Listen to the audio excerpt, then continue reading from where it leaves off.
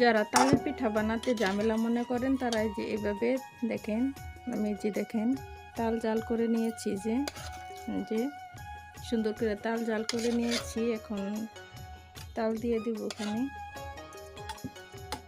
Just আপনাদেরকে দেখাইতেছি। আরেকটা কিন্তু আমি আগে গুলে রেখেছি, যে এখানে এই যে তালের সাথে এখানে কিন্তু চিনি, তারপরে লবণ সব কিছু অ্যাড করে নিয়েছি।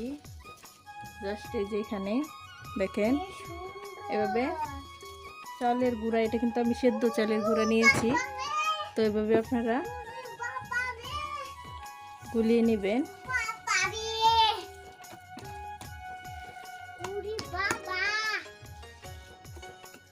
গুলানোর পরে তারপরে কিন্তু আপনারা এই যে এইরকম একটা স্টিলের বাটিতে যেভাবে করে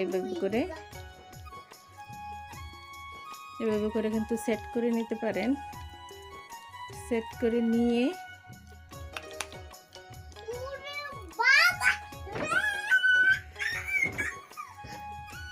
তারপরে কিন্তু আপনারা যে কোনো ইয়াতে দিতে পারেন, গ্যাসের চুলায় কিংবা ওভেন কিংবা আপনারা